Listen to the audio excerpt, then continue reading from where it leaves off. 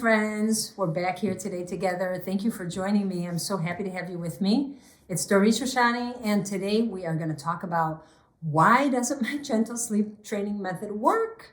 Because that's so frustrating. You work towards something, you think you're doing it right, you put in all this effort, you're not sleeping night after night, and then you're not sleeping night after night after night after night after night for a long time. So how come? How come they don't work? What is it about the gentle method that makes it not work? And then if that's true, can we use a gentle method or not? Because ideally, we don't want to have to use cried out. We just don't want to go there. Most of us don't want to go there. And sometimes we go there because when a child does know how to sleep and then we quickly go on vacation and come back, maybe we need to use cried out for one night. But in general, as a sleep learning method, I think that it's unnecessary. And so we can use gradual methods. But then how do we use a gradual method in a way that will be effective? And what is it about the gradual methods that make them not effective? So we're going to talk about that in this video. What is a gentle method? Let's first clarify what that is, okay? The first thing we said is that we want to be more hands-on and present as a facilitator, which is normal. My child is going to learn a new skill. I don't want to just leave them to the wolves. I want to be there. I want to help them, and I want them to know that they can feel supported by me.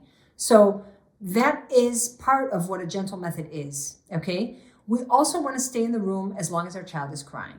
Because if our child is crying, that means that they're having a hard time. And if they're having a hard time, if I'm choosing a gentle method, I might want to stay in the room as long as they're crying. And so that's an option. That's okay too. We don't need to feel like we can't be there. The opposite is true. We do want to be there. And when we're there, we want to feel confident in standing in that role. So we don't want to feel hesitant, or we don't want to feel like, oh, maybe I shouldn't be doing this. We want to know that what we're doing is okay. And we want to relay to our child that everything is okay. We are here and we're going to be here as long as it's hard for you. So that is okay. Okay. And then remember, we want to use the principles of holding space and being differentiated so that we can stand in the face of our children's difficult emotions in real time without asking them to stop, or without telling them that it's throwing us for a loop and then we need to, stop the session immediately. Holding space and being differentiated those are my anchors as a mom. Those are my anchors in how I feel like I'm the source of stability for my children when they need me to be. And that comes up all over the place, not just around sleep. So these tools, guys, are fundamental. You want to learn them, you want to practice them, and you want to start to feel confident in them, because they will be big, major keys to navigating parenting with stability moving forward and confidence. Okay, so you can check that out in my online digital course. That's there for you in depth. Here today, we're not going to go into that in detail because we're discussing something else, but feel free to check that out.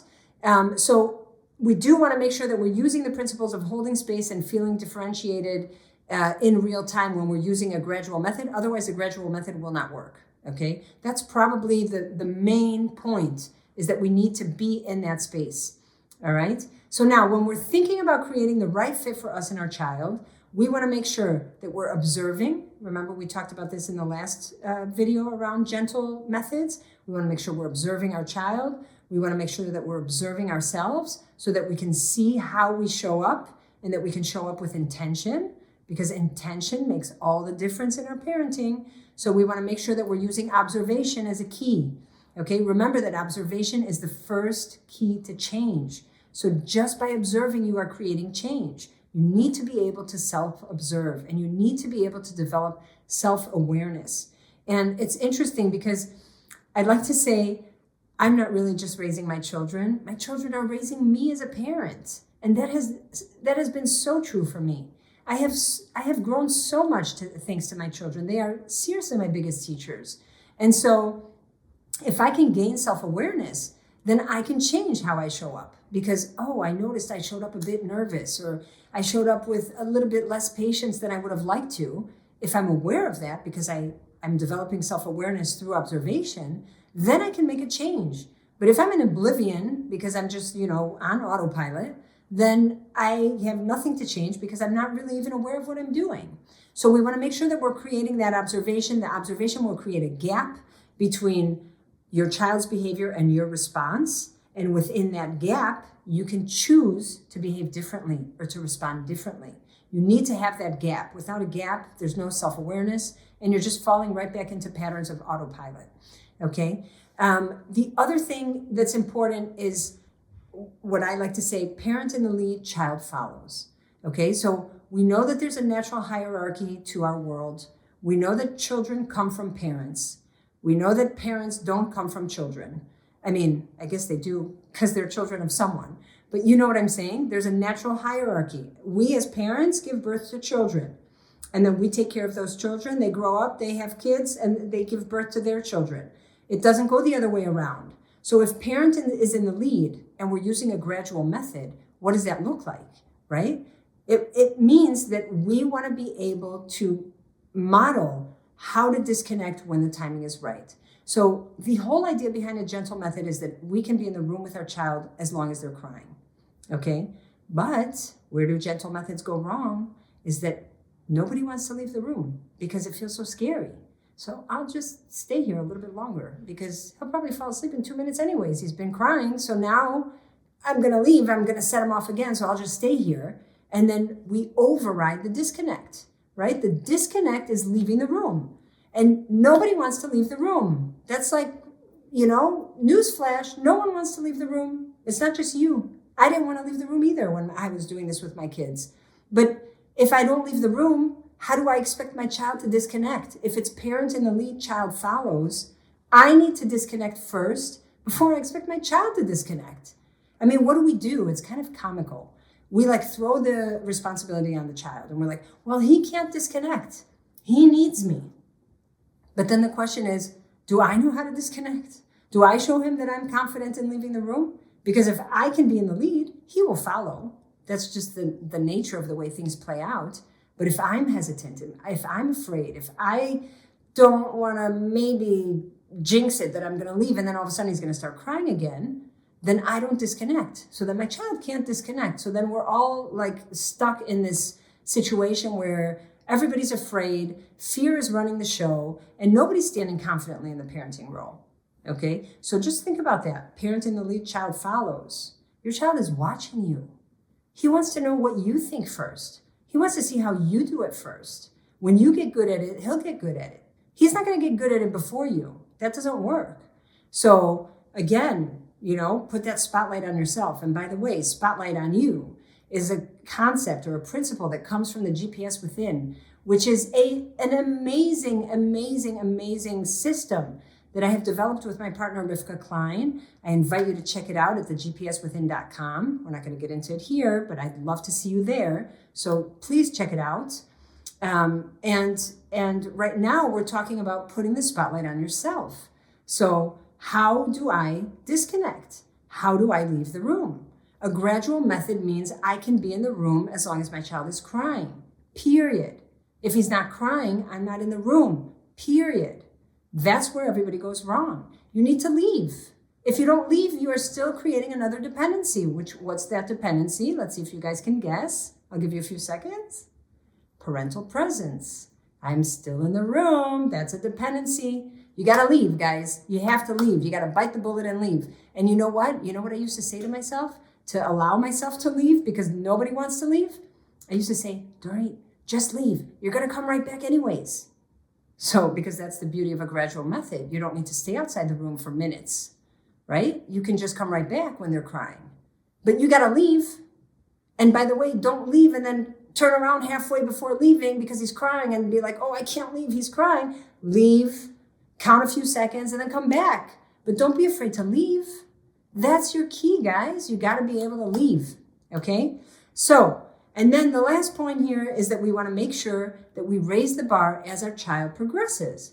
So if I'm noticing, let's say in the beginning, I'm working with a method where I'm picking up my child because I'm coming from a situation of nursing, laying down in my bed all night, okay? So now I'm not going to put him in his bed and leave, or I'm not going to put him in his bed and expect him to be able to cope with that on his own. I'm working with a gradual method, okay? But after a few days where I see that my child got used to his bed and he actually is falling asleep pretty well, so then maybe I need to stop picking up now. I mean, maybe I should be one step ahead of the game every time and not just feel so comfortable in a space where I can stay with the connection because connection is not sleep. Sleep is disconnect. So if you're looking to stay with a connection, I want to pick him up, I want to hold him, it's like if they're increasing in their ability to self-soothe, you need to raise the bar. With your child's progress, raise the bar. Don't be afraid. So at first he needed you to pick him up to soothe him. But now all of a sudden he's comfortable in his bed. Maybe he doesn't need to be picked up anymore. Are you afraid to not pick up? Maybe check it out. And slowly raise the bar as your child is more and more capable to move towards moving out of the room, to move towards less interaction. Because all children wake up for interaction. That's why they wake up. There is something going on there. They're not waking up for nothing, okay? Of course, I'm not talking about when a child is not well. And of course, I'm not talking about a child teething. I'm not talking about those extenuating circumstances. I'm talking about day to day, this is how things go, and this is kind of the norm in our house. So raise the bar as your child progresses, okay? And then I'm going to leave you with, what is your role in real time? Okay, so as parent, facilitator, what's my role? What's my role in real time? I'm trying to teach my child a skill. And I'm going to say skill because some of you are watching this around sleep, but believe it or not, some of you can actually take this. Let's say you're watching this for your baby who's not sleeping, but you have older kids. You can still use these steps or these pointers with your older children. Who do I want to be in real time? What's my role in real time? So the first thing we said is parent in the lead, child follows. I'm always in the lead. My child is never in the lead. That's just a recipe for disaster, okay? So parent in the lead, child follows. Second pointer is holding space. I want to be able to stand in the face of my child's difficult emotions without making them stop. That's another important one. The third one is staying differentiated. Again, staying differentiated means that I can be okay when the person in front of me is not okay or doesn't see eye to eye with me. And the last pointer I'm going to leave you with is co-regulation. So what is co-regulation, right? We all have nervous systems. And when we can regulate our nervous system to calm, we have immense power in how we can help the person in front of us reach calm also. So if my child's frazzled right now, he's losing it, and I come in very regulated, I can actually use my body to regulate, to co-regulate my child's nervous system. So when I'm using a gentle method, I need to be very aware of how I show up. I want to make sure I'm putting that spotlight on me. Because if I can show up with a calm nervous system, I have an added tool that I can pull out in real time that will help my child get back to calm. So you guys have a lot of power. All the power is here. There is no power outside. There is no magic method. There is no gradual is going to be best. It's not about anything external, guys. It's about you. It's about how you show up. It's about understanding that it's time to disconnect and not being afraid to leave the room. It's about showing up with the intention of being that calm source of stability for your children and expecting them to lose it. And then you're there to be the one to receive that. That's what we're there for. So it's not some magic potion. It's not like some, sounds too good to be true. I remember my dad used to say to me, Dorit, if it's too good to be true, it's not. And you know what? That's the truth. If it's too good to be true, it's not. So you're not going to teach your child to sleep after he's been waking up 7 times a night. It's not going to teach him to sleep if you just work with some sort of supposed gradual method that keeps you in the room all night. It's just going to create a bigger disaster. So, hope that shed some light, guys. And again, if you are still not sleeping, I invite you to check it out. The 3 main reasons why your child's still not sleeping through the night. It's a free guide. It's simple to read. It's not going to take you too long. You'll have pointers on where to put your focus so that you can start shifting that dynamic at home from not sleeping to great quiet nights for you and your whole family. So please check it out. There should be a link in the show notes. I'll leave you with that, guys. See you next time.